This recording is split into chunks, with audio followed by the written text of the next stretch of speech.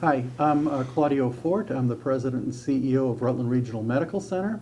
And I have here with me Dr. Todd Gregory, who is our Medical Director for Emergency Medicine, and he is one of our leaders as far as our hospital-wide COVID-19 response and emergency preparedness activities. Today is March 23rd, 2020, and we want to give you some updated information as soon as we got it. First, I want to let you know that according to the Vermont Department of Health's website, we have 4 positive COVID-19 patients here in Rutland County as of today. We fully anticipate this number to grow. And I also want to let you know that we've just found out that one of our clinical employees has tested positive. So in response to that, we have conducted contact tracing and have notified the Vermont Department of Health, and we are providing information to patients and staff who have been in contact with this staff person. And I know this brings a lot of fear and anxiety into the community, and I know a lot of people now will want to call the hospital or your doctor's office and want to get tested. And then I also know people will want to know who it was. So a couple things I need to let you know. One is, the hospital and physician offices cannot by law tell you who tested positive. The best source of information about COVID-19 activity here in Vermont can be found on the Vermont Department of Health website at www.healthvermont.gov. I want to turn it over to Dr. Gregory to talk to you a little bit about some of the clinical aspects of COVID-19, what to do to protect yourself, what to do if you feel like you've been exposed. Dr. Gregory? Thanks, Claudio. So the first thing I just want to reassure folks is that while this is an unprecedented time and we anticipate that many patients in the Rutland community will eventually become infected with COVID, the great majority of patients who get infected do not experience serious or dangerous illness. And in fact, many of the cases that we've seen in Rutland County that we know about, those who tested positive reported that they had minimal symptoms, if any symptoms at all. There are certainly patients who become sick and require hospitalization and even critical care, as we all have been seeing in the news media. But again, those are the minority of patients, and we want to reassure you that should that occur to you or a family member, we are here to provide care for you.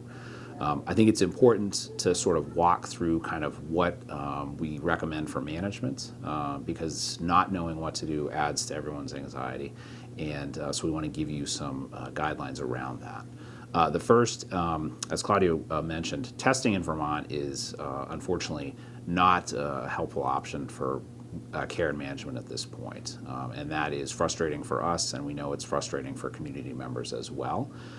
The thing to remember is that testing in most cases doesn't affect the care we give at all. We don't need those results to know how to treat you, and we don't need those results to sort of guide you on the best way to protect yourself and your family. What we are asking community members to do is monitor themselves for symptoms that might indicate that they have infection with COVID-19, and if they have those symptoms or notice those symptoms, to take steps to, again, protect themselves and also prevent transmission of the virus, and we'll go through those here in just a minute. We also ask that community members be aware of sort of signs and symptoms of concern, and should you notice any of these in yourself or those around you or those you care about, we do want to see you at the hospital just to ensure that you're doing okay, and if we need to intervene, then we can do that. And those in particular would be shortness of breath or severe difficulty breathing, prolonged chest pain, severe abdominal or back pain, or vomiting, so throwing up and can't stop. And if you or a family member develop any of those symptoms, we want you to come to the emergency department so that we can care for you. Otherwise, most patients who have COVID-19 develop typical cold and flu symptoms. Cough is the most common.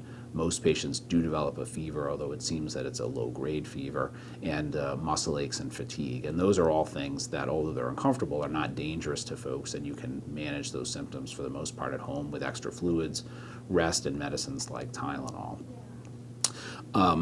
Again, we all would like to know if we or a family member has COVID-19.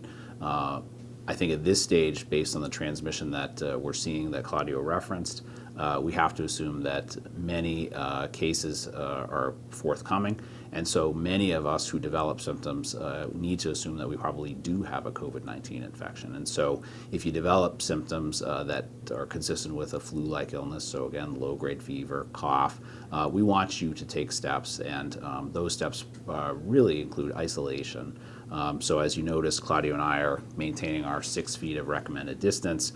We have hand sanitizer here, which we use all the time, and we want you to do those things as well. The other piece that does not come sort of easily or naturally to folks is if you develop symptoms, what do you do while you're at home? And so maintaining social distancing like this is more difficult to do at home, but it's really important. You want to protect your family members if you have symptoms, and if you have a family member that develops symptoms, it's important that you maintain your distance to protect yourself and prevent spread. There are detailed guidelines that we've put together that you can access on the hospital's website about what isolation means, how to do it, and when you can stop doing it. And also describes sort of what close contact is. So if you have a family member that tests positive or develops symptoms, or you hear about a member of the community that you've had what you believe to be close contact with, sort of what to do. And I do want to give you just an example here of what close contact can be, because there have been some questions about that. And so close contact typically means you're within 6 feet of another person for an extended period of time. That can happen if, for example, you share a meal with someone, you've sat on the couch next to each other watching a TV show or a movie, you slept in the same bed or same room with someone who ends up testing positive or developing symptoms. And if that occurs, you should assume that you are at some risk at least for developing infection as well, and want to take steps again to isolate yourself to protect yourself and family members. Thanks, Dr. Gregory. So just want to hopefully this is helpful to the community in hearing the current status as we know it, some information about COVID-19 that can help protect you and your family. And clearly, right now, the best thing you can do to protect yourself and your family is to stay at home, stay isolated at this point. Don't go out. Keep your distance if you do have to go out to get supplies at the supermarket, but don't go out unless you absolutely have to for a medical appointment or need to get supplies. Stay in. That is the best shot that we all have here in Rutland County to protect ourselves, to protect the workers here at the hospital, and to make sure we're going to get through this as best as possible. And just want you to know, for more information, you can go onto our website at www.rrmc.org. We'll continue to keep you updated, and thank you very much for all the support you've shown our hospital and our caregivers here at Rutland Regional.